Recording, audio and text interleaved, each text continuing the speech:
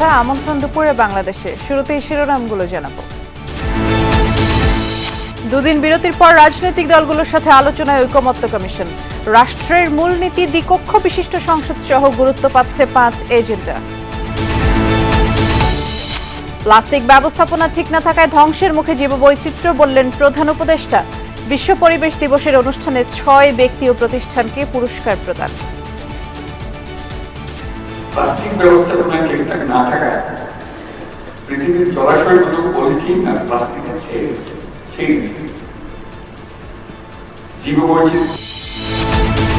ইসরায়েলের বিরুদ্ধে আবারও যুদ্ধবিরতি লঙ্ঘনের অভিযোগ। সবচেয়ে শক্তিশালী বোমা মেরেও ধ্বংস করা যায়নি ইরানের পারমাণবিক কর্মসূচি, পেন্টাগনের প্রতিবেদন। পিলখানা হত্যাকাণ্ড দীর্ঘমেয়াদী ষড়যন্ত্রের ফল, বলছে স্বাধীন তদন্ত কমিশন। ব্যর্থতা রয়েছে তৎকালীন সশস্ত্র বাহিনী ও গোয়েন্দা সংস্থাগুলোর। 8 জন সংশ্লিষ্ট রাজনীতিবিদদের জবানবন্দি নেওয়া হয়েছে। এর মধ্যে 3 জনের সাক্ষাৎকার জেলে নেওয়া হয়েছে। প্রাথমিক স্বাস্থ্য সেবাকে গুরুত্ব দিয়ে সংস্কার কমিশনের সুপারিশ বাস্তবায়নের উদ্যোগ। তৈরি হচ্ছে ফার্মেসি ও অ্যাম্বুলেন্স নেটওয়ার্ক, থাকবে আলাদা সচিবালয়ে। সরকারি স্বাস্থ্য সেবা সম্পর্কে মানুষের অসন্তোষ আছে, কিন্তু তীব্র মাত্রায় না আসে। আমরা এটাকে আরো অনেক বেশি সন্তুষ্ট করতে চাই তাদেরকে, এবং তাদের যেই জায়গায় ব্যয়, এই ব্যয়গুলো আমরা কমাতে চাই।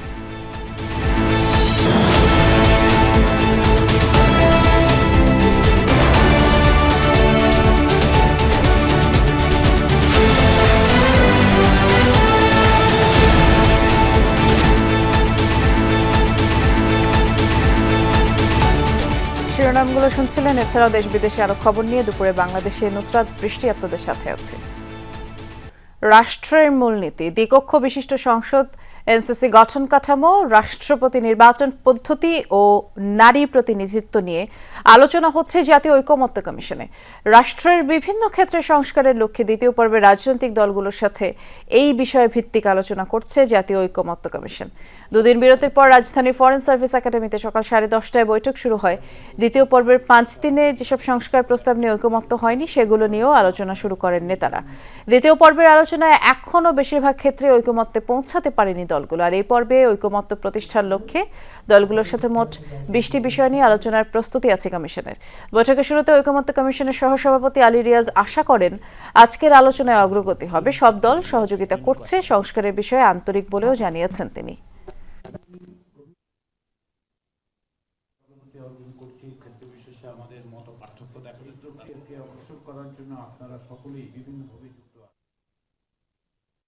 আমরা গত কিছুদিন ধরে আলোচনার ক্ষেত্রে যে সমস্ত বিষয় অমীমাংসিত থেকেছে এবং ক্ষেত্র বিশেষে পারস্পরিকভাবে সম্পর্কিত বলে বিবেচিত হয়েছে, সেগুলোকে আজকে আমরা আলোচনা করার জন্য সূচিতে অন্তর্ভুক্ত করেছি।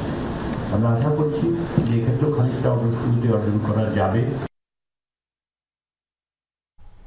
অন্তর্বর্তী সরকার পরিবেশ রক্ষায় বেশ কিছু উদ্যোগ নিয়েছে, যা বাস্তবায়ন করলে নিজ আবাসস্থলে ফিরবে বন্যপ্রাণী, এমনটা মনে করেন প্রধান উপদেষ্টা ডক্টর মোহাম্মদ ইউনূস। রাজধানীর চীন মৈত্র সম্মেলন কেন্দ্রে বিশ্ব পরিবেশ দিবস ও বৃক্ষ মেলার উদ্বোধনী অনুষ্ঠানে তিনি বলেছেন, জীবন বাঁচাতে হলে পরিবেশ বাঁচাতে হবে, কিন্তু সেই পরিবেশকে মানুষ নিয়মিত ধ্বংস করে যাচ্ছে। এ সময় তিনি বলেন, জুলাইয়ে অসীম সাহসিকতা দেখিয়েছে তরুণ প্রজন্ম। তারাই নতুন বাংলাদেশ গড়ে তোলার স্বপ্ন দেখিয়েছে। তাই তরুণদের জলবায়ু মোকাবিলায় এগিয়ে আসার আহ্বান জানান প্রধান উপদেষ্টা। এই অনুষ্ঠানে পরিবেশ উপদেষ্টা সৈয়দা রিজওয়ানা হাসান বলেছেন, সরকার এ পর্যন্ত 11,459 একর বনভূমি, 20টি খাল, 4টি নদী দখলমুক্ত করেছে। এছাড়া সুপার শপগুলোর 100% পলিথিন মুক্ত হয়েছে। আর অনুষ্ঠানে পরিবেশের জীববৈচিত্র্য রক্ষায় বিশেষ অবদান রাখা 31 ব্যক্তি ও প্রতিষ্ঠানকে পুরস্কার দেওয়া হয়েছে।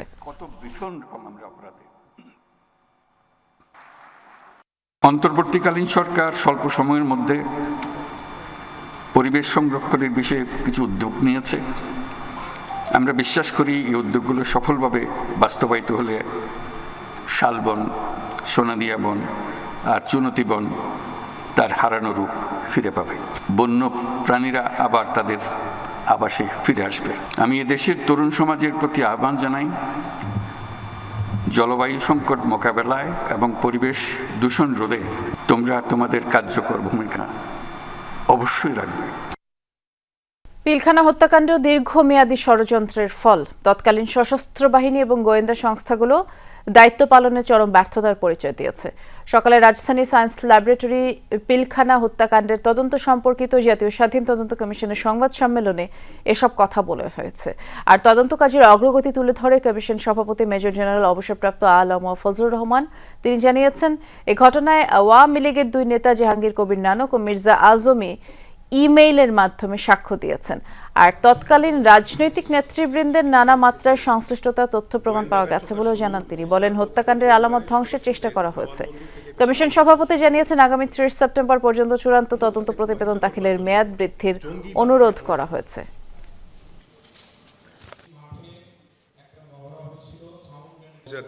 লিখিত জবানবন্দি প্রদান করার জন্য সেনা সদর পরিচয় দিয়েছে বলে এ পর্যন্ত প্রাপ্ত প্রতীয়মান। গোয়েন্দা ব্যর্থতার স্বরূপ অফিসার ও তাদের পরিবারের সদস্যদের জবানবন্দি থেকে কারণ বিশ্লেষণ করা হচ্ছে। খাতে প্রবাহিত করবার জন্য জঙ্গিবাদকে আনা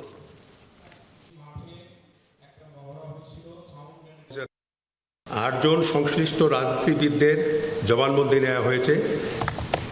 এর মধ্যে 3 জনের সাক্ষাৎকার জেলে নেওয়া হয়েছে। 3 জন উপস্থিত হয়ে সাক্ষ্য দিয়েছেন। 2 জন পলাতক আওয়ামী লীগ নেতা ইমেইল এ জবানবন্দি দিয়েছেন। দুদিন বিরতির পর আজ সকাল 10:30টায় রাজধানী ফরেন সার্ভিস একাডেমিতে ঐকমত্য কমিশনের সাথে রাজনৈতিক দলগুলোর বৈঠক শুরু হয় এবং সেই বৈঠক চলছে। আমাদের সহকর্মী আরিফুর রহমান সবুজ এ বিষয়ে খোঁজ খবর রাখছেন। সবুজ, আজ যেমনটি ডক্টর আলী রিয়াজ বললেন যে যারা আছেন রাজনৈতিক দলের ব্যক্তিবর্গ তারা অনেকটাই আসলে বলছেন যে আশ্বস্ত করেছেন, অনেক বিষয়ে হয়তো একমত হওয়ার সম্ভাবনাও রয়েছে, কোঅপারেটিভ তারা এমনটিও বলছেন। আপনি কি আপডেটস জানলেন এ সম্পর্কে একটু বিস্তারিত জানাবেন?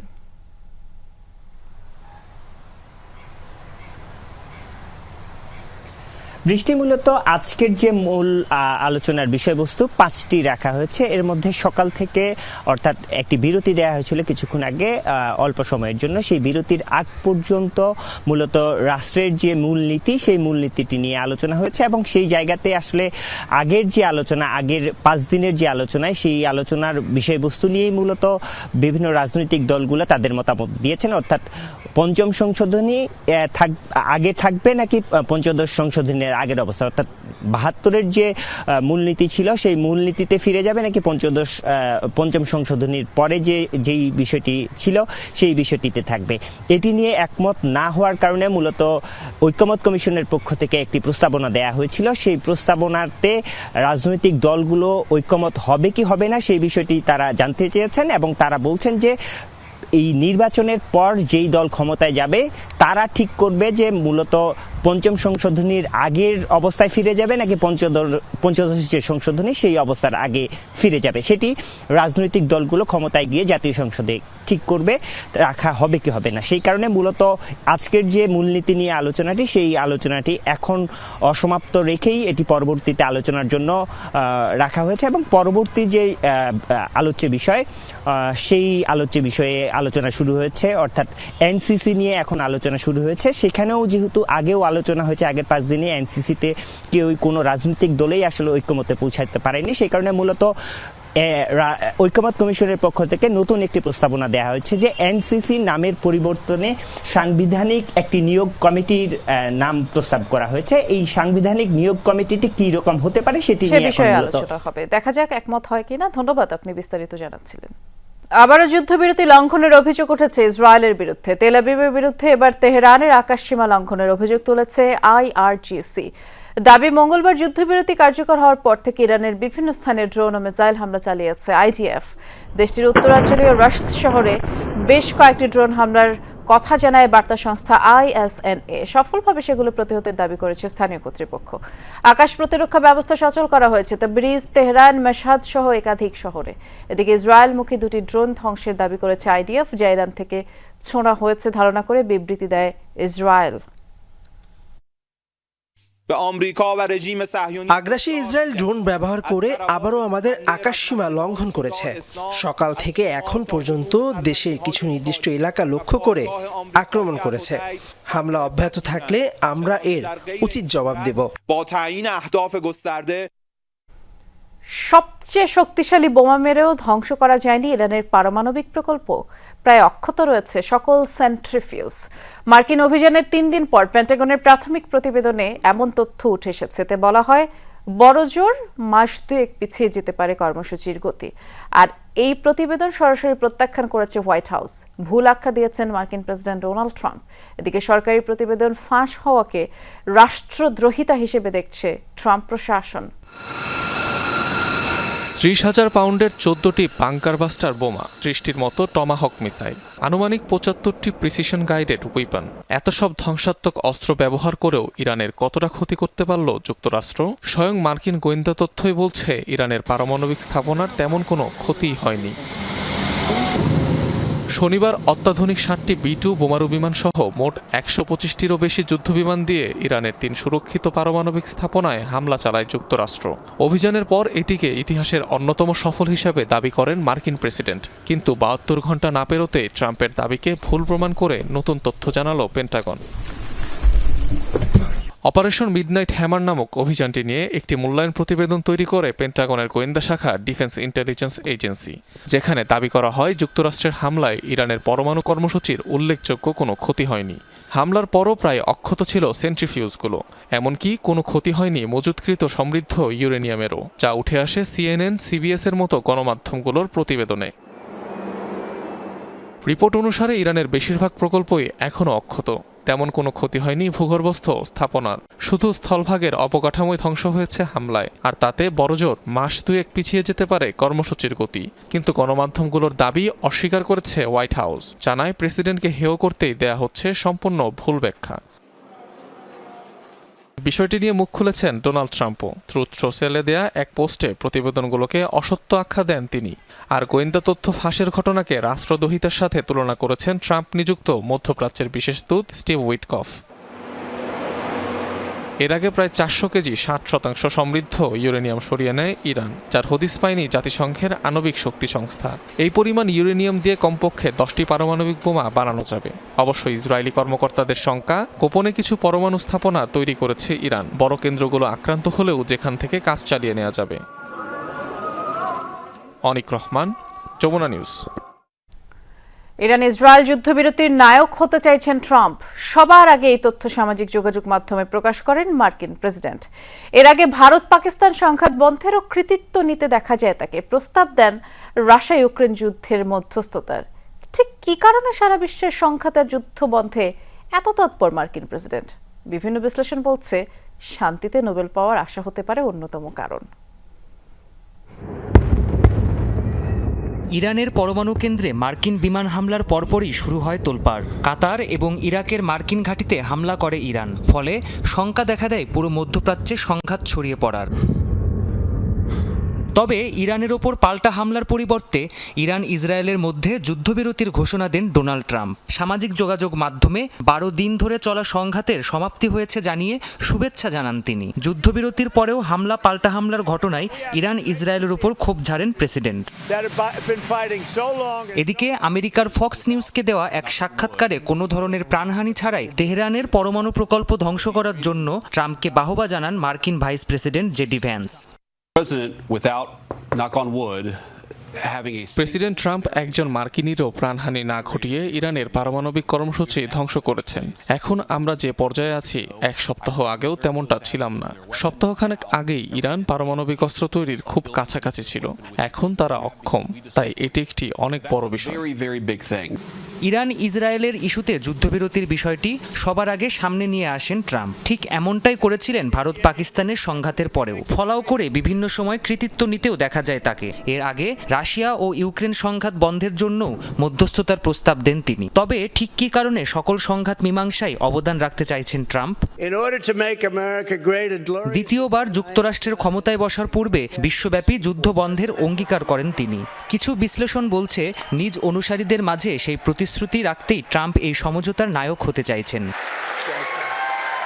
তবে বেশ কিছু গণমাধ্যমের বিশ্লেষণ বলছে, শান্তিতে নোবেল পুরস্কার চাইছেন ট্রাম্প। বারাক ওবামার চেয়ে নিজেকে শ্রেষ্ঠ প্রমাণ করতেই নেমেছেন এই মিশনে। বিভিন্ন সময়ে নোবেল প্রদানের কার্যক্রমকে প্রশ্নবিদ্ধ করেছেন তিনি। অভিযোগ তুলেছেন, শান্তিতে নোবেল পাওয়ার যোগ্য হলেও তাকে সেই সম্মান দেওয়া হচ্ছে না। প্রাণপ্রতিম কুণ্ডু, যমুনা নিউজ। শেখ হাসিনার বিরুদ্ধে আদালত অবমাননা মামলার পরবর্তী শুনানি ২ জুলাই। ২২৭ জনকে হত্যার লাইসেন্স পেয়েছে এমন বক্তব্যের জন্য শেখ হাসিনা সহ দুজনের বিরুদ্ধে আদালত অবমাননার মামলার শুনানি শেষে আদালত নতুন দিন ধার্য করেন। এর আগে প্রশ্ন ওঠায় রাষ্ট্র নিযুক্ত শেখ হাসিনার আইনজীবী আমিনুল গনি টিটুকে সরিয়ে দেন ট্রাইব্যুনাল। শেখ হাসিনার পক্ষে স্টেট ডিফেন্স হিসেবে আইনজীবী আমির হোসেনকে নতুন করে নিয়োগ দিয়েছেন আন্তর্জাতিক অপরাধ ট্রাইব্যুনাল। আর প্রসিকিউশন বলছে, পত্রিকায় বিজ্ঞপ্তি দেওয়ার পরও হাজির হয়ে বা আইনজীবীর মাধ্যমে কোনো ব্যাখ্যা দেননি শেখ হাসিনা। আর এই আইন অনুযায়ী এখন আদালত অবমাননার মামলায় এই দুজনের সাজা দিতে পারবে ট্রাইব্যুনাল। ১ জুলাই থেকে স্বাস্থ্য সংস্কার কমিশনের সুপারিশ বাস্তবায়ন শুরু হচ্ছে। অপেক্ষা এখন অনুমোদনের। সুপারিশ বাস্তবায়নে কাজ করবে আলাদা সচিবালয়। গুরুত্ব পাচ্ছে কম টাকায় অত্যাবশ্যকীয় ওষুধ, রোগ নির্ণয় সরকারি সুবিধা বাড়ানো এবং প্রাথমিক স্বাস্থ্যকে মৌলিক অধিকার হিসেবে অন্তর্ভুক্ত করার বিষয়। স্বাস্থ্য খাতকে জনমুখী ও সর্বজনীন করতে ২০২৪ সালের ১৭ নভেম্বর একটি কমিশন গঠন করে অন্তর্বর্তী সরকার। প্রতিবেদন জমা হয় চলতি বছরের ৫ এপ্রিল। স্বাস্থ্য বিভাগ বলছে, কমিশনের সুপারিশ বাস্তবায়নে কাজ শুরু হয়েছে। গুরুত্ব পাচ্ছে প্রাথমিক স্বাস্থ্যসেবা। বিষয়টিকে মৌলিক অধিকার হিসেবে আইন তৈরি করা হবে। মধ্য জুলাইয়ে চূড়ান্ত হবে অত্যাবশ্যকীয় ওষুধের তালিকা। এর ফলে ২৫০'র বেশি জরুরি ওষুধ কম টাকায় কিনতে পারবেন রোগীরা। এছাড়া সারা দেশে সরকারি ফার্মেসি ও অ্যাম্বুলেন্স নেটওয়ার্ক ব্যবস্থা গড়ে তুলছে সরকার। যদিও আমরা মনে করি যে এখনও সরকারি স্বাস্থ্যসেবা সম্পর্কে মানুষের অসন্তোষ আছে, কিন্তু তীব্র মাত্রায় না সেটা। আমরা এটাকে আরও অনেক বেশি সন্তুষ্ট করতে চাই তাদেরকে, এবং তাদের যেই জায়গায় ব্যয়, এই ব্যয়গুলো আমরা কমাতে চাই। এখন পর্যন্ত সরকারি স্বাস্থ্যসেবা নেওয়ার পরে মূলত ব্যয় করতে হয় দুটো জায়গায়, একটা ওষুধ, একটা ডায়াগনস্টিক। বড় সিদ্ধান্ত বাস্তবায়নের আগে বিদ্যমান সক্ষমতা ও জনসম্পদ কাজে লাগিয়ে সর্বোচ্চ সেবা নিশ্চিতের লক্ষ্য স্বাস্থ্য বিভাগের। কমিশনের সুপারিশ বাস্তবায়নে আমলাতান্ত্রিক জটিলতা ও দীর্ঘসূত্রতা এড়াতে করা হবে স্বাধীন সচিবালয় বা টাস্কফোর্স। প্রধান থাকবেন স্বাস্থ্যের শীর্ষ কর্মকর্তাদের কেউ। সরকার যেহেতু এটা বাস্তবায়ন করছেন, সরকারের সকল সংশ্লিষ্ট দপ্তরগুলো তাদেরকে কনসাল্ট করে তাদের মাধ্যমে, এবং আমরা একটা ইন্ডিপেন্ডেন্ট সেক্রেটারিয়েটের মাধ্যমে সেটা আমরা করবো। নাম সেক্রেটারিয়েট হতে পারে, ইউনিট হতে পারে, অথবা এটা একটা টাস্ক ফোর্স হতে পারে, যে কোনো নাম হতে পারে, কিন্তু একটা ইন্ডিপেন্ডেন্ট বডি। এটা নির্ভর করে আমাদের কীভাবে অনুমোদনটা পাওয়া যায়। শহরে প্রাথমিক স্বাস্থ্যসেবার আয়োজন নেই বললেই চলে। বিষয়টিকে বিশেষ গুরুত্ব দিয়ে কমিশনের সুপারিশ বাস্তবায়ন করতে চায় সরকার। হাসান মিসবাহ, যমুনা নিউজ, ঢাকা। যাচাই বাছাই ছাড়াই দুদক মহাপরিচালক সহ কর্মকর্তাদের বিরুদ্ধে মানহানিকর বক্তব্য প্রদান করেছেন এনসিপির দক্ষিণাঞ্চলের মুখ্য সংগঠক হাসনাত আব্দুল্লাহ। এক সংবাদ বিজ্ঞপ্তিতে দুদক নিজেদের এই অবস্থান তুলে ধরে। জাতীয় নাগরিক পার্টির দক্ষিণাঞ্চলের মুখ্য সংগঠক হাসনাত আব্দুল্লাহ সামাজিক যোগাযোগ মাধ্যমে স্বাধীন বাংলাদেশে দুদকের চা খাওয়ার বিল ১ লাখ টাকা এই শিরোনামে একটি লেখায় দুদকের বিরুদ্ধে দুর্নীতির অভিযোগ করেন। এ বিষয়ে দুদকের জনসংযোগ বিভাগ থেকে পাঠানো বিবৃতিতে বলা হয়, একটি প্রতারক চক্র দুদকের চেয়ারম্যান, মহাপরিচালক বা কর্মকর্তা পরিচয়ে মামলা থেকে অব্যাহতি প্রদানের কথা বলে প্রতারণা করে আসছে, যার সাথে দুদকের কর্মকর্তাদের কোনো সম্পর্ক নেই। দুদকের কোনো কর্মকর্তা যে কোনো অনৈতিক প্রস্তাব দিলে দুদকের টোল ফ্রি হটলাইন 106 নম্বরে অথবা আইন শৃঙ্খলা বাহিনীর সহায়তা গ্রহণ করার জন্য অনুরোধ করা হয়েছে। ব্রাহ্মণবাড়িয়ার আশুগঞ্জে গাছ থেকে ফুল ছেঁড়া নিয়ে 2 গোষ্ঠীর সংঘর্ষে 7 পুলিশ সদস্য সহ 30 জন আহত হয়েছেন। গতরাতে উপজেলার বাহাদুরপুর গ্রামে এই ঘটনা। পুলিশ ও স্থানীয়রা জানায়, কয়েকদিন আগে ফুটবল খেলা নিয়ে মহাজনবাড়ি সরকার বাড়ির মধ্যে ঝগড়া, পরে স্থানীয়ভাবে সেটি মীমাংসাও হয়। আবার মঙ্গলবার বিকেলে বাহাদুরপুর সরকারি প্রাথমিক বিদ্যালয়ের 2 গোষ্ঠীর ছেলেদের মধ্যে ফুটবল খেলা চলছিল। ওই সময় মহাজনবাড়ির এক ছেলে পাশের একটি কবরস্থান থেকে ফুল ছিঁড়ে নিয়ে যায়। এরপর সরকার বাড়ির আরেক ছেলে স্কুল আঙিনা থেকে একটি ফুল ছিঁড়ে নেয়। পরে বিষয়টি নিয়ে দুপক্ষের মধ্যে বাকবিতণ্ডা, এক পর্যায়ে হাতাহাতি, পরবর্তীতে সংঘর্ষ, ভাঙচুর এবং আগুন দেওয়া হয় দোকানপাট, বাড়িঘরে। খবর পেয়ে পুলিশ ঘটনাস্থলে গিয়ে পরিস্থিতি নিয়ন্ত্রণের চেষ্টা করে। ঘটনায় 30 জন আহত হয়েছে, যার মধ্যে 7 পুলিশ সদস্য রয়েছে।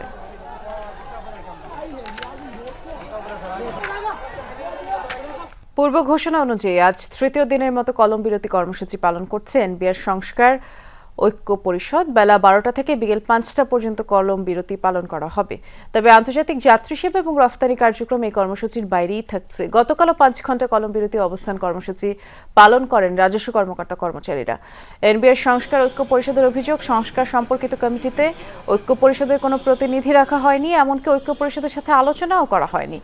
আন্দোলনরতদের বিভিন্ন স্থানে বদলির উদ্যোগ নেওয়া হচ্ছে। আর এনবিআর চেয়ারম্যানের অবিলম্বে পদত্যাগের দাবি জানিয়ে আসছে কর্মকর্তা কর্মচারীরা। দাবি আদায় না হলে পরবর্তীতে আরো কঠোর কর্মসূচি ঘোষণা করবে তারা।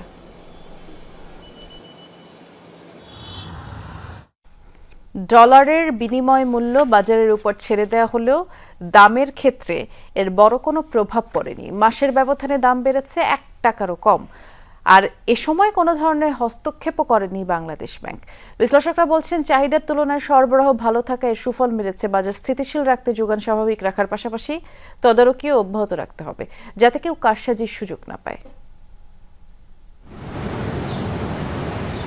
আন্তর্জাতিক মুদ্রা তহবিল আইএমএফের ঋণের শর্ত পূরণে গেল মাসের মাঝামাঝি সময়ে ডলারের বিনিময় মূল্য ছেড়ে দেওয়া হয় বাজারের উপর। এরপর পেরিয়ে গেছে 1 মাসেরও বেশি সময়। আশঙ্কা থাকলেও এ সময় দামের উপর বড় ধরনের কোনো প্রভাব পড়েনি। লেনদেন হচ্ছে 123 টাকারও নিচে। বাংলাদেশ ব্যাংক বলছে, চাহিদা এবং যোগানের ভিত্তিতেই এখন নির্ধারিত হচ্ছে ডলারের দাম। কোনো ধরনের হস্তক্ষেপ নেই কেন্দ্রীয় ব্যাংকের। আমরা যখন মার্কেটের উপর ছেড়ে দিই তখন কিন্তু আমরা নিজেরাও খুব বেশি যে কনফিডেন্স ছিলাম তা না। এটা কোথায় চলে যেতে, অনেক উপরে চলে যেতে পারে, কিন্তু সেটা কিন্তু হয়নি। কোনো প্রকার হস্তক্ষেপ ছাড়া এবং কোনো প্রকার ডলার বাজারে ছাড়া আমরা ছাড়ি নাই। কিন্তু এই যোগান দেওয়া ছাড়াই মার্কেট যে সর্বোচ্চ 1 টাকার মধ্যে ফ্ল্যাকচুয়েশন হওয়াটা কিন্তু অবশ্যই আপনারা এটাকে স্টেবিলি বলতে হবে। রপ্তানি প্রবৃদ্ধি এবং উচ্চ প্রবাসী আয়ে বেড়েছে বৈদেশিক মুদ্রার যোগান। সে তুলনায় আমদানি না বাড়ায় চাহিদা ছিল তুলনামূলক কম, যার ইতিবাচক প্রভাব পড়েছে রিজার্ভের উপর। এছাড়া কেন্দ্রীয় ব্যাংকের তদারকি এবং চাহিদা যোগানের সমন্বয়কেও ইতিবাচক হিসেবে দেখছেন বিশ্লেষকরা। ডলার সাপ্লাই বেশ ভালো অবস্থায় আছে, রেমিটেন্স, এক্সপোর্ট, আর তার সাথে সাথে বাজেট সাপোর্টে আমরা কিছু পেয়েছি গত কয়েক মাস। এই জুন মাসে আশা করা হচ্ছে কয়েক বিলিয়ন ডলার একসাথে IMF, world bank, ADB budget support এই মাসে ঢুকলে আমার মনে হয় সাপ্লাই ওভারঅল এবং সেটার ভিত্তিতে রিজার্ভ একটা ভালো অবস্থায় থাকবে এবং সেটারই একটা সুফল আমরা পাচ্ছি। হঠাৎ করে এলসি খোলা শুরু হয়ে যায় বেশি, মেশিনারি এলসি, কমোডিটি এলসি, র ম্যাটেরিয়াল এলসি। আমার যদি এক্সপোর্ট প্রসেস প্রপোর্শনেটলি না থাকে তাহলে একটা নেগেটিভ হয়। সুতরাং ওই দিকে খেয়াল রাখতে হবে। ইম্পোর্ট, এক্সপোর্ট, রেগুলেটরি অথরিটি সবারই ভালো করে খেয়াল করে যদি আগাতে চাই তাহলে কোনো অসুবিধা নেই, নাহলেই প্রবলেম হতে পারে। খোলা বাজারেও মোটামুটি স্থিতিশীল রয়েছে ডলারের বিনিময় মূল্য। অর্থ পাচার রোধ করায় ডলার বাজারে আপাতত অস্থিরতার কোনো আশঙ্কা নেই বলেও মনে করেন বিশ্লেষকরা। আলমগীর হোসেন, যমুনা নিউজ, ঢাকা। বর্তমান নির্বাচন কমিশনেই আস্থা রাখতে চায় জামায়াতে ইসলামী। দলটির সহকারী সেক্রেটারি জেনারেল হামিদুর রহমান আজাদ বলেছেন, বিগত 3টি কমিশনের মতো নয় এবারের নির্বাচন কমিশন। সকালে নির্বাচন কমিশন ভবনে যায় জামায়াত ইসলামের একটি প্রতিনিধি দলের সাথে। ইসিতে যান তিনি এবং ইসির সাথে বৈঠক শেষে হামিদুর রহমান আজাদ বলেছেন, আদালতের রায় বাস্তবায়নের মাধ্যমে প্রমাণ হয়েছে অন্যায়ভাবে রাজনৈতিক কারণে জামায়াতের নিবন্ধন ও প্রতীক বাতিল করেছিল আওয়ামী লীগ। বিচার বিভাগ ও কমিশনের সিদ্ধান্তে গণতন্ত্র ও ন্যায় বিচারের পথ সুগম হয়েছে। এ সময় স্থানীয় সরকার নির্বাচন ও নির্দলীয় সরকারের অধীনে করার প্রস্তাব দেন তিনি। দাবি জানান, জাতীয় নির্বাচনের আগে স্থানীয় সরকার নির্বাচনের সংস্কার যেন কাগজে কলমে না থাকে সেই আহ্বানও জানান তিনি। আমরা আগেও বলেছি, আমরা ইলেকশন কমিশন, সরকার সবকিছু আমরা অবজার্ভ করে চলছি। বিশেষ করে ইলেকশন কমিশন তো এখনো কার্যক্রম প্র্যাকটিক্যালি করেন নাই, ওনারা যা করছেন হলো অফিসিয়ালি করছেন। সুতরাং এই জায়গায় আস্থা অনাস্থার বিষয়টা আমরা আপাতত মন্তব্য করছি না, আমরা অবজার্ভ করছি এবং এই পর্যন্ত ওনারা যে জায়গায় সঠিক কাজ করেছে আমরা সেটা সঠিক বলবো, কালোকে কালো, সাদাকে সাদা বলতে হবে। প্রায় 2 মাস ধরে উপাচার্য নেই খুলনা মেডিকেল বিশ্ববিদ্যালয়। এতে করে প্রতিষ্ঠানের সার্বিক কর্মকাণ্ড স্থবির হয়ে পড়েছে। আটকে আছে কর্মকর্তা কর্মচারীদের বেতন এবং ঈদের বোনাস। অন্যদিকে বিশ্ববিদ্যালয় অনুমোদনের 4 বছর পরও স্থায়ী ক্যাম্পাসের জন্য জমি অধিগ্রহণ সম্পন্ন হয়নি। ভাড়া করা ভবনেই চলছে বিশ্ববিদ্যালয়ের কার্যক্রম। দক্ষিণ পশ্চিমাঞ্চলের মানুষের আধুনিক স্বাস্থ্যসেবা নিশ্চিত ও সর্বাধুনিক মানের উচ্চশিক্ষার সুযোগ তৈরির লক্ষ্য নিয়ে 2021 সালে শুরু হয় খুলনা মেডিকেল বিশ্ববিদ্যালয়।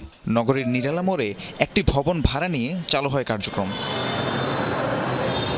এরপর কেটেছে 4টি বছর, কিন্তু এখনও ভাড়া ভবনেই কোনো রকমে চলছে প্রতিষ্ঠানটি। লক্ষ্যপূরণ তো দূর, প্রকল্পের অর্থ ছাড় না হওয়ায় আটকে আছে জমি অধিগ্রহণ এবং স্থায়ী ক্যাম্পাস তৈরির কাজ। আমাদের প্রকল্পের মেয়াদ আমি যতদূর জেনেছি 2027 সালে 30 জুন শেষ হবে। এখন পর্যন্ত আমাদের ভূমি অধিগ্রহণ করা হয়নি, অথচ সমসাময়িক অন্যান্য মেডিকেল ইউনিভার্সিটি যেগুলি আছে সেগুলি অলরেডি তাদের অর্থ অনুমোদন করা হয়েছে এবং তারা ভূমি অধিগ্রহণ করে ফেলেছে। তা সেক্ষেত্রে আমরা অনেকটা পিছিয়ে আছি। শুধু স্থায়ী ক্যাম্পাস নিয়ে নয়, সম্প্রতি বেতন বোনাস নিয়েও জটিলতা তৈরি হয়েছে বিশ্ববিদ্যালয়ে। মেয়াদ শেষ হওয়ায় গত 30 এপ্রিলের পর থেকেই ক্যাম্পাসে নেই উপাচার্য।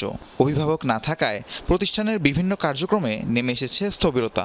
উপাচার্য মহোদয় অনুপস্থিতির কারণে আমরা কিন্তু আর কোনো ক্রয় কার্য করতে পারছি না। উনি যেহেতু আয়ন ব্যয়ন কর্মকর্তা, তো ওনার অনুপস্থিতিতে আমরা না পাচ্ছি নিজেরা বেতন নিতে, না পারছি আমরা যাদের কাছে ক্রয় কার্য করেছি সেই সব পার্টিকে, সেই সব ব্যক্তি বা প্রতিষ্ঠানকে আমরা বিল পরিশোধ করতে। উপাচার্য না থাকায় কর্মকর্তা কর্মচারী কেউই পাননি মে মাসের বেতন ও ঈদ বোনাস। চলতি মাসের বেতন পাওয়া নিয়েও তৈরি হয়েছে শঙ্কা। এই অবস্থা দূর করতে দ্রুত উপাচার্য নিয়োগের দাবি তাদের। আমাদের 2 মাস যাবৎ প্রায় বেতন হচ্ছে না, আমাদের আর্থিকভাবে আমরা অনেক ক্ষতিগ্রস্ত হচ্ছি। এখনও উপাচার্য নিয়োগ হয়নি, সে মনে হয় না এই মাসেরটাও মানে বেতন পাবো। তাকে দেখা যাচ্ছে যে আমাদের ভাড়া বাসায় থাকতে হয়, সেক্ষেত্রে আমাদের বাসায় থাকাও একটা কষ্টকর। আমরা বেতন নেই তো খরচ করার জন্য, আমরা এখন বেতন না পেলে খরচটা করব কিভাবে, আর খরচ না করলে আমাদের পরিবারকে আমরা চালাবো কিভাবে। 5-6টা পরীক্ষার বিল, টিচারদের বিল, ডাক্তারদের বিল, নার্সদের বিল সেগুলো পড়ে আছে। তারা প্রতিনিয়ত আমাদেরকে বলতেছে যে আপনারা বিল আটকে রাখছেন কেন। শুরুতে শেখ হাসিনা মেডিকেল বিশ্ববিদ্যালয়ের নাম থাকলেও চলতি বছরের 13 এপ্রিল খুলনা মেডিকেল বিশ্ববিদ্যালয়ের নামকরণ করে অধ্যাদেশ জারি করে মন্ত্রণালয়। রাহিম সারোয়ার, যমুনা নিউজ। একদিকে তীব্র নদী ভাঙন, অন্যদিকে চলছে অবৈধভাবে বালু উত্তোলন। ভাঙন ঠেকাতে বালুর বস্তা ফেলা হচ্ছে। বর্ষার শুরুতেই মানিকগঞ্জের দৌলতপুরে রুদ্রমূর্তি ধারণ করেছে যমুনা নদী।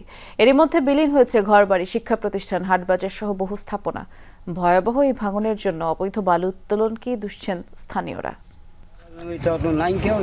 সব নদীতে গেছে, ভাঙ্গে মনে করেন আপনার বাড়ি এক জায়গায় থাকি, অমুক জানের এক জায়গায় থাকি, রাইখে বাড়ি করি, আবার 1 বছর থাই ভেঙে যায়। দৌলতপুর উপজেলার পারুরিয়া গ্রামের সোনামিয়া 8 বার নদী ভাঙনের শিকার তিনি। এবারও সরাতে হচ্ছে বসতঘর, ভিটেমাটি গেছে নদী গর্ভে। তার মতো এমন দুর্দশা নদীপাড়ের বহু মানুষের। বর্ষার শুরুতেই যমুনার ভয়াবহ ভাঙনে দিশেহারা স্থানীয়রা। নদী ভাঙ্গনি, ঘর বাড়ি সরা আমরা অন্য জায়গায় নিয়ে গেছি, আমাদের এখানে থাকার মতন ব্যবস্থা নাই। 2 বছর 3 বছর ধরে বাঁধতে দিব খালি কয় এই আশায় আনহে আমাদের আনহে কোনো জায়গায় আনহে আশ্রয় নেওয়ার জায়গা নাই। গেল কয়েকদিনের ভাঙনে বাঘুটিয়া ইউনিয়নে বাজার সহ অর্ধশতাধিক ঘরবাড়ি বিলীন হয়েছে নদীতে। ভাঙন ঝুঁকিতে 4 তলা ভবনের 2টি মাদ্রাসা সহ বেশ কয়েকটি শিক্ষা প্রতিষ্ঠান। বাঘুটিয়া বাজারের সাথে একটা প্রাইমারি স্কুল আছে, এগুলো সব হুমকির মুখে। যদি এখনই এটাকে নদী ভাঙন রোধ করা না হয়, অতি তাড়াতাড়ি এই প্রতিষ্ঠানও ভেঙে যাবে, তার সাথে সাথে এলাকার হাজার হাজার বাড়িঘর বিলীন হয়ে যাবে। হঠাৎ করে যমুনার এমন রুদ্রমূর্তির কারণ হিসেবে স্থানীয়রা দোষছেন নদী থেকে অবৈধভাবে বালু উত্তোলনকে। ভাঙনে বহু মানুষ ক্ষতিগ্রস্ত হলেও থেমে নেই চক্রটির বালু উত্তোলন। ওপারেও যা দেখি ওপারেও ডিজার, এপারে আসি এপারেও ডিজার। তাহলে এই ডিজারে যদি মাটি কাটে তাহলে আমাদের দেশের মানুষ বসবাস করবে কোথায়? জায়গা জমি সব গাঙ্গে, এরা আবার মাটি কেটে আবার নিয়ে ই করা ধরছে, আবার গহীন করা ধরছে। ঝুঁকিপূর্ণ এলাকায় বালুর বস্তা ফেলে ভাঙন ঠেকানোর চেষ্টা করছে পানি উন্নয়ন বোর্ড। জরুরি পদক্ষেপ হিসেবে এই কাজ চললেও এটি স্থায়ী সমাধান নয় বলছেন এই কর্মকর্তা। স্থায়ী অবকাঠামো নির্মাণের পূর্বে পানি উন্নয়ন বোর্ডের সাথে আলোচনা করা হয় এবং পাশাপাশি আমরা যে চরগুলাকে যেন আমরা নদী শাসনের আওতায় আনতে পারি এবং স্থায়ী কোনো ব্যবস্থা গ্রহণ করা যায় সেই ব্যাপারে আমাদের প্রচেষ্টা অব্যাহত আছে। সম্প্রতি দৌলতপুরের বাচামারা এলাকায় যমুনার ভাঙনে বিলীন হয় একটি প্রাইমারি স্কুলের 3 তলা ভবন। BM Khorshed, Jamuna news, Manikganj. বাংলাদেশ জাতীয় দলের হেড কোচ হাভিয়ের ক্যাব্রেরাকে আরও সময় দিতে চান সাফ জয়ী ফুটবলার আমিনুল হক। বারবার কোচ পরিবর্তন না করে একজনকে লম্বা সময় দেবার পক্ষে বিএনপির ক্রীড়া সম্পাদক যমুনা টেলিভিশনকে জানান দেশের ফুটবল নিয়ে বাংলাদেশ জাতীয়তাবাদী দলের প্ল্যান। ভিআইপি টিকিট পেয়েছিলেন, কিন্তু বাংলাদেশ সিঙ্গাপুর ম্যাচ দর্শক গ্যালারিতে বসেই দেখলেন। ফিরে গেলেন জাতীয় স্টেডিয়ামের সেই স্মৃতির সেলুলয়েডে। আমিনুল হক সাবজয়ী গোলরক্ষক, বাংলার ফুটবলের স্বর্ণযুগের সারথি হেড কোচ হাভিয়ের ক্যাব্রেরাকে আরও একটা সুযোগ দিতে চান। আমরা রাতারাতি সবকিছু পরিবর্তন করে ফেলতে চাই, এটা আমাদের একদম আমি যখন খেলেছি তখনও আমি দেখেছি যে আমরা একটা কোচ এনে তাকে বলে দেওয়া হয় যে তোমাকে 1 বছর সময় দিলাম, তুমি আগামী 1 বছরের ভিতরে এই দলকে চ্যাম্পিয়ন করাই দিবে। আরে ভাই, ওর কাছে কি জাদুর কাঠি আছে নাকি যে ও চ্যাম্পিয়ন করাই দিবে? আমি যদি 25 বছর কোচ চেঞ্জ করি, তো কোচ আইনা তো আপনার বাংলাদেশের ফুটবলের খেলোয়াড়দের তো পারফরমেন্স চেঞ্জ করতে পারবেন না। তো একটা কোচকে দীর্ঘদিন সময় দিতে হবে, একটা খেলোয়াড়কে দীর্ঘদিন সময় দিতে হবে, ওই যে অফিসিয়াল যারা রয়েছে তাদেরকেও অনেক সময় দিতে হবে ফুটবলের জন্য। তাহলেই সবার সমন্বয়ে কিন্তু একটা ভালো কিছু অর্জন করা সম্ভব। লুডভিগ ডি ক্রুইফ, রেনে কোস্টাররা বাংলাদেশের ফুটবলকে টেকনিক্যালি ডেভেলপ করতে আলোচনায়, কিন্তু আমিনুল হক মনে করেন তৃণমূলের ফুটবল উন্নয়ন না ঘটালে বিশ্বের সেরা কোচ এনেও লাভ হবে না। 1 নম্বর হচ্ছে আমাদের তৃণমূল থেকে খেলোয়াড় বাছাই করতে হবে। 2 নম্বর হচ্ছে আমাদের প্রত্যেকটি জেলায় জেলায় রেগুলার ফুটবল লিগ হতে হবে। 3 নম্বর হচ্ছে বাংলাদেশের প্রত্যেকটি খেলোয়াড়দের ভিতরে পেশাদারিত্ব মনোভাব প্রতিষ্ঠিত করতে হবে। সিঙ্গাপুরের ম্যাচ দেখেই মালয়েশিয়ায় দলের কাজে গিয়েছিলেন। দেশে ফিরে যমুনা টেলিভিশনকে জানালেন বাংলাদেশ জাতীয়তাবাদী দল বিএনপির ভারপ্রাপ্ত চেয়ারম্যান তারেক রহমানের বাংলার ক্রীড়াঙ্গন নিয়ে প্ল্যান। বাংলাদেশের স্পোর্টস নিয়ে আমাদের মাননীয় ভারপ্রাপ্ত চেয়ারম্যান জনাব তারেক রহমানের অনেক স্বপ্ন রয়েছে, অনেক বড় পরিকল্পনা রয়েছে, যার পরিকল্পনার কিছুটা আমি কিছুদিন আগে লন্ডনে একটি প্রোগ্রাম গিয়েছিলাম, তিনি কিছু বিষয় শেয়ার করেছেন। সেখানে শুধু ফুটবল না, আমরা প্রথমত যেটি চাই যে প্রত্যেকটি শিক্ষা প্রতিষ্ঠানে স্কুলে খেলাধুলাকে বাধ্যতামূলক করা, এবং সেখানে সিলেক্টিভ কিছু খেলাধুলা থাকবে। সেই খেলাধুলা, যেই খেলাধুলাতে আমাদের সাফ গেমসে কিংবা আমাদের অলিম্পিকে ভালো কিছু করার সুযোগ রয়েছে, সেই ইন্ডিভিজুয়াল গেমস বা আমাদের দলীয় যে খেলাগুলো রয়েছে, সেখানে আমরা প্রত্যেকটি খেলাকে সিলেক্ট করে, সেটা 8টি 10টি খেলা হতে পারে, সেগুলোকে সিলেক্ট করে আমরা প্রত্যেকটি স্কুলে বাধ্যতামূলক করে দিব। যেভাবে বাংলা, ইংলিশ, অঙ্কের জন্য আমাকে 100 মার্ক পেতে হয়, ঠিক একইভাবে ওই খেলাধুলার জন্য তাকে 100 মার্ক পেতে হবে। Mehedi Naim, Jamuna sports, Dhaka. England Bharat test সিরিজে ভারতের দেয়া 371 রানের বিশাল টার্গেট পেরিয়ে শেষ দিনে জয় তুলে নিল ইংল্যান্ড। বেন্টেকেটের সেঞ্চুরিতে 5 উইকেটের জয়ে সিরিজে 1-0 এগিয়ে গেল ইংলিশরা। লিডসে শেষ দিনে স্বাগতিকদের জয়ের জন্য করতে হতো 350 রান, আর ভারতের দরকার ছিল 10 উইকেট। তবে ইংল্যান্ডের জয়ের ভিত তৈরি করে দেন 2 ওপেনার জ্যাক ক্রাউলি, বেন্টেকেট। 188 রানের জুটি করে ক্রাউলি বিদায় নেন ব্যক্তিগত 65 রানে। দ্রুতই সাজঘরে ফেরেন প্রথম ইনিংসের সেঞ্চুরিয়ান ওলি পোপ। তবে ক্যারিয়ারের 6ষ্ঠ সেঞ্চুরি তুলে 149 রানে থামেন বেন্টেকেট। আর পরের বলে রানের খাতা খোলার আগে আউট হন হ্যারি ব্রুক। 33 রান করে ফেরেন বেন স্টোকস। 71 রানের অবিচ্ছিন্ন জুটিতে দলের জয় নিশ্চিত করেন Joe Root, James Smith. Root 53, Smith অপরাজিত থাকেন 44 রানে। রাতে বায়ার্ন মিউনিখকে 1-0 গোলে হারিয়ে ফিফা ক্লাব বিশ্বকাপের শেষ 16 নিশ্চিত করেছে বেনফিকা। হারলেও অবশ্য সমস্যা হয়নি জার্মান জায়ান্টদের, কারণ তারা আগেই নিশ্চিত করেছিল round of 16 bank of America স্টেডিয়ামে। এদিন ম্যাচ হারলেও আধিপত্য করেই খেলেছিল বায়ার্ন। 73% সময়ে বল দখলে রেখে 13টি শট নেয় তারা, 4টি ছিল গোলমুখে, আর একবার জালে বলও জড়িয়েছিলেন বাভারিয়ান, কিন্তু অফসাইডের ফাঁদে বাতিল হয়ে যায় গোলটি। অন্যদিকে মাত্র 27% বল দখল রাখলেও আক্রমণে বেশ ধার বেনফিকার। ম্যাচের ব্যবধান গড়ে 13 মিনিটে আন্দ্রেয়াসের গোল ব্যবধান করে দিয়েছে। 29 জন শেষ 16তে ফ্লামেঙ্গোর মুখোমুখি হবে বায়ার্ন। ফিফা ক্লাব বিশ্বকাপে ইউএসটেনিসকে 3-0 গোলে হারিয়েছে চেলসি, আর এই জয়ে ডি গ্রুপে রানার্স আপ হয়ে শেষ 16 টিকিট কেটেছে ব্লুরা। ফিলাডেলফিয়ার প্রথম গোলের জন্য চেলসিকে অপেক্ষা করতে হয়েছে প্রথমার্ধের অতিরিক্ত সময়। এনজো ফার্নান্দেজের ফ্রি কিক থেকে হেডে গোল করে চেলসিকে লিড এনে দেয় আদা রাবিও। আর এই ছিল আমার কাছে দুপুরে বাংলাদেশের প্রথম ঘন্টার আয়োজনে। এর পরের ঘন্টার আয়োজন নিয়ে ফিরবেন সহকর্মী জান্নাতুল কলি।